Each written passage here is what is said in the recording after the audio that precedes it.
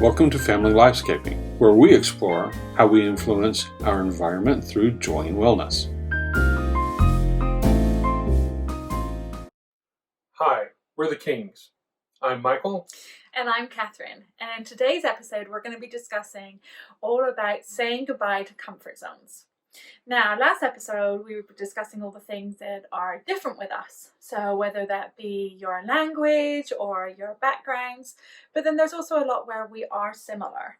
And it's finding those similarities and what's common between us and holding on to those. Now, regardless of whatever happens in life, your lifescape will happen. And it's the opportunity for us to take some control over what's going on. Whether in your lifescape, you're going to have elements that you can control, or you're going to have elements that will just happen. It's really your choice how you're going to deal with both. So, and it's for us, it's like choosing that positive options. It's willing to accept those shifts in life, all those curveballs that are thrown at us and how we actually deal with it.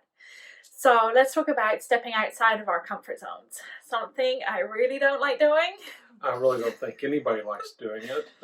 Right, but it happens. And if you don't do it, then it's just... life happens. Right. So let's work on our attitude towards making a difference and how we actually deal with it. It's your choice.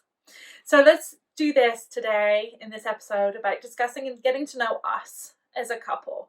Learning what's happened to us in our life to be why we are who we are today. Okay, sounds good. So do you Who are we? Well, you know our names by now, Michael and Catherine.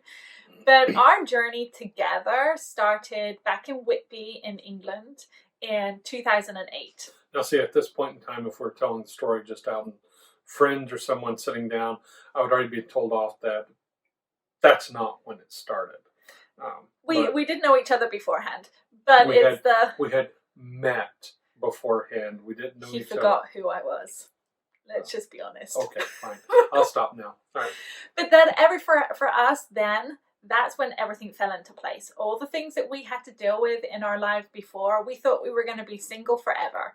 We never thought we were going to be the ones that had families because of what had happened in our lives. But together, everything fell in place at that time.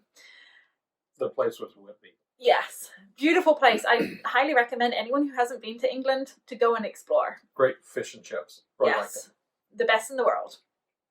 So after that, it was the whole immigration process, which is not my comfort zone whatsoever. Is it really anybody's comfort zone no, doing that?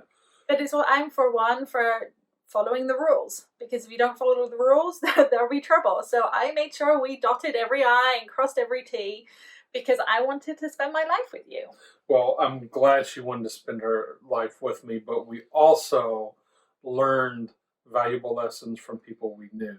I'm glad she was like that, because I really didn't want to have to hire a lawyer and say, yeah, we messed up and now we need you to get us out of the legal jam. Or just not do it the right way, then wait literally months before she could come over. If not years. Years, yeah. So it's just better to follow the instructions from the beginning and make sure it's correct. Well, I think we were definitely looked after because our process was pretty fast. It was. In comparison. I've had several people when I discuss this with them say, really? That just took you that long? Yeah. Yeah. And so for me, it was saying goodbye to corporate world in London. However, I loved living there. I loved my job for being able to travel around Europe. But I was highly stressed at that point. When he met me in Whitby, I was a bit of a mess. But I had some health issues from that stress. And we will discuss that in a couple of episodes' time about stress and how important it is to get that out of your life. But I went from going from that stressful environment to coming and living in Texas. And London. There's a big difference between London and Dallas, Texas, or Texas in general. Yeah.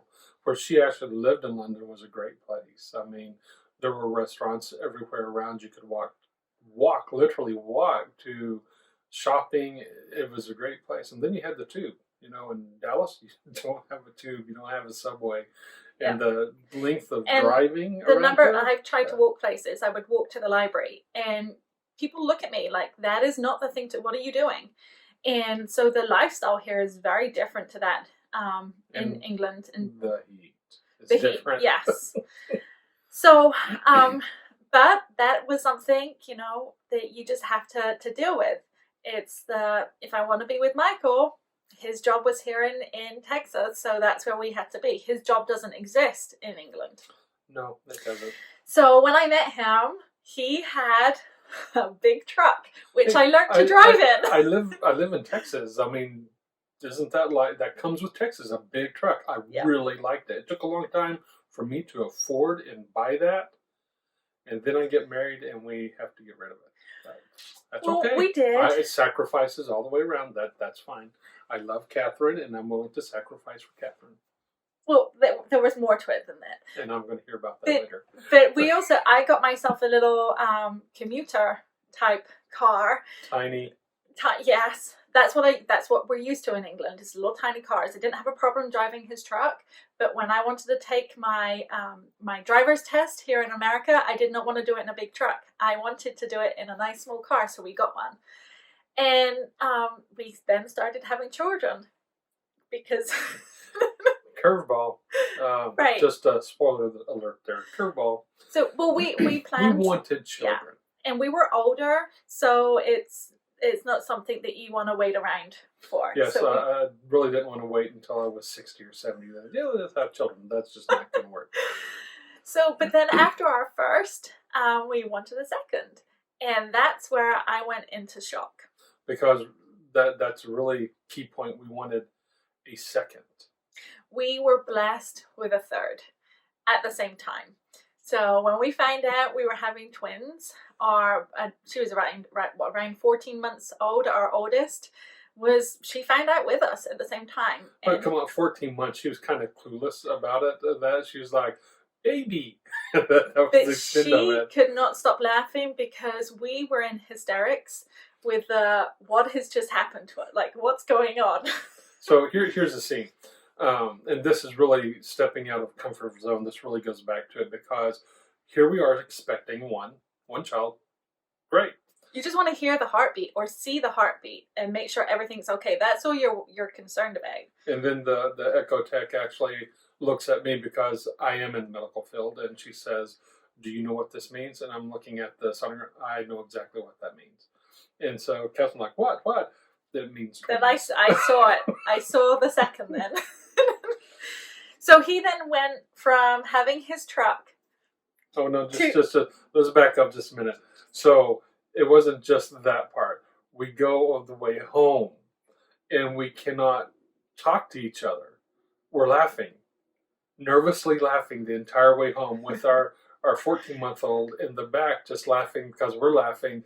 And then it dawns on me, we have to get a new car.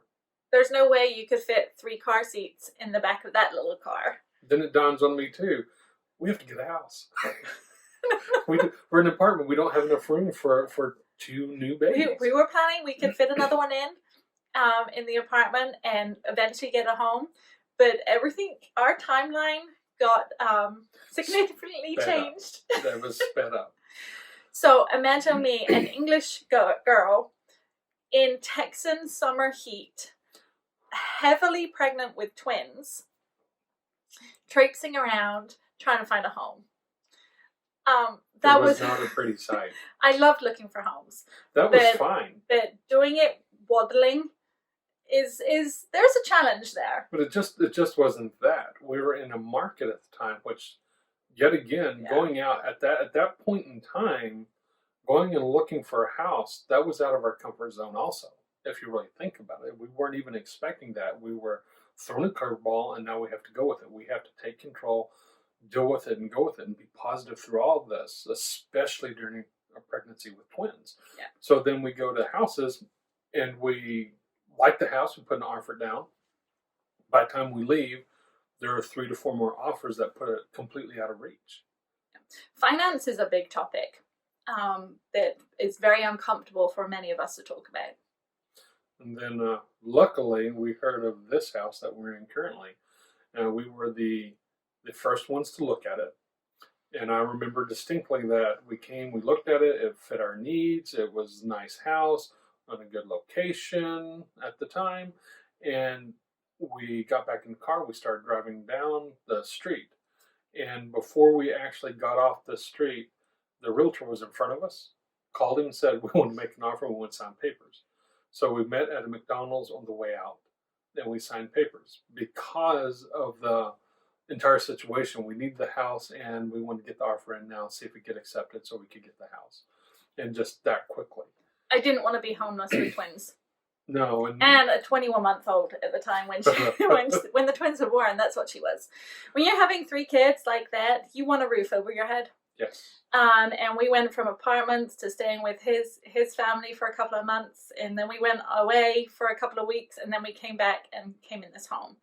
And it's not a forever home, but we are always thankful for what it's done for us, and came up at the right time, and it was perfect for our needs and what we asked for.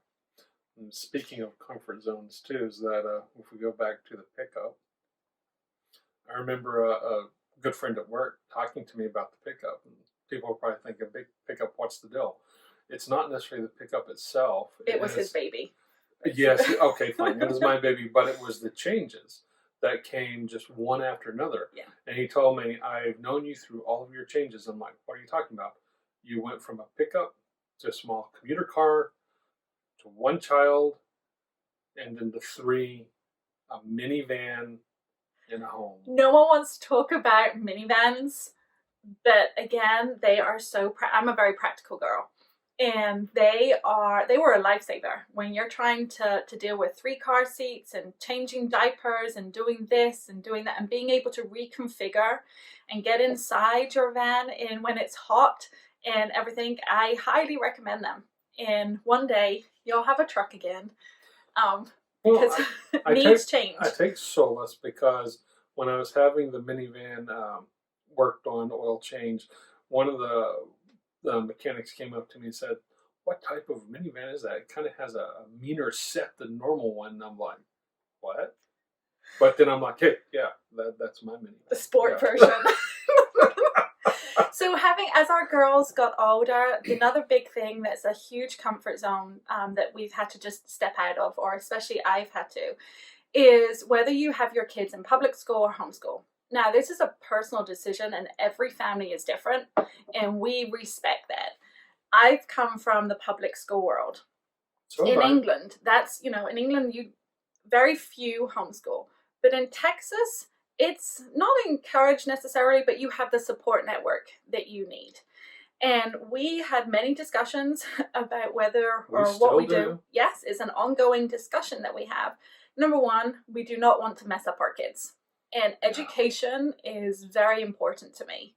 And so it's like everything is a learning opportunity for them. And currently, we do homeschool. And you'll hear about that throughout our podcast here and there, of why we've done that and what we do and all of that good stuff. Now, with the homeschooling, of course, Catherine, she takes the lion's share of that, the burden, but I do try to help. Excuse me, when I'm off work, I'll take a day because she needs time out. Or, I send him in the kitchen and he'll do the cooking so I can finish up all the other stuff that I need to do. So that's a big thing. That's a big thing in your lifescape, that you have to get out of your comfort zone and deal with it for what's best for your family, for your children. So the other thing that we really want to do is traveling, and especially for an educational perspective for the children. That we have, nearly 20 years ago, I came and did a solo travel around the United States. For a couple of months, I traveled on my own. And that in itself was huge for me. That changed me, because talk about comfort zone changes. I didn't know people, and I was doing something, I just wanted to go and hide, but I knew I had to do it. And I grew from that experience. But we want to give that experience for the children. Part of the traveling is also that the perspective, our different perspectives, because I grew up traveling with my family, because we'd go across country to Washington State to see my relatives, or we'd literally, I have been to the majority of the continental United States. But in England, you travel for like 2 hours maximum and you can hit a coast somewhere. And that would be bad. You can't go any further. Coast stop. Right. Here, you would travel 4 hours and that was like a long day traveling. Here, you can travel 4 hours, you could still be in Texas and not be able to get out. Which I love with my daughters, because we'll get the question now, even if we just go over to a nature trail somewhere and they look out across the lake, is that still Texas? Yes, it is. So I'd be one of these people that I would be happy just hiding on an island somewhere. But that's not going to get us anywhere. And so Michael had this strange idea of putting me out of my comfort zone yet again and doing a podcast and getting me in front of a video, which I try and hide from. Wait. Was that really my idea? Yes, it was. Well, okay, go with it. But I had to, so called obeying my husband, right? Now let's don't go into that, because that's another obeying is a no. So yeah, well, there's things that have come up in your life too, like yes. writing. Writing is like the Achilles heel. It's not in my comfort zone, and part of my problem with that is always thinking, how will people take it? Even emails at work or anything, I go over it over and over and over because I don't want to offend people, but I'm a very straightforward person. But you get that a lot in things in life, is what are other people going to think of us? What if I do this? What is someone going to think of me? Or what are you going to think of us doing the podcast? That was one of the reasons it's probably taken this long to really initiate it and get it going. Well, we're doing it now. Exactly. But the whole thing for me is like, I freak out getting in front of people and teaching. Yet that's what I'm doing right now also for this non-toxic way of life, this healthier lifestyle, is I wish someone had taught me about it before I had children. This lifestyle of being healthier and getting rid of toxins out of our life is really important, that I'm pushing myself and getting out of my comfort zone so I can teach other people. And I love teaching, but not groups of people. See, this is interesting perspective yet again, but going out of comfort zones, because my comfort zone was following the flow, just what I'd been taught, the path, not thinking about it, go over to the supermarket, just pick up something off the shelf, go use it without knowing or even looking at what it's made of. Don't want to mention names, but when we were first married, that blue shiny spray like that you would use for windows, he would use that for everything without even thinking. But it was normal. That's everything. Just how What's the film? My Big Fat Greek Wedding. Right. I never used it on pimples. But if you don't use Windex, you would use duct tape. Those were like his two. Hey, now don't disparage duct tape. It is good. It's a good product, and it is very, very useful. Well, duct tape is, yes. But there are so many alternatives to poison that we can use in our families. And but we will get to that. I'll probably do that in the next episode where we're discussing non-toxic options possibly for like your home environment and how to keep that healthier. It's your health. We're really talking about your health, which is so important. Yes, very important. So basically with all of this is like you can have fear paralyze you and not do anything. Or you can actually take the fear and use it to propel yourself. Right. And it's how do you deal with those big changes? Because, you make a change and big things can happen. We have a life now that we never expected would ever happen. And we are very thankful for that and feel very blessed. But it's what is the unknown joy that is around the corner? Because there definitely is something around the corner for all of us, for everybody. Yes. So just get out of that comfort zone. So until next time, remember you're the best gatekeeper for your personal lifescape.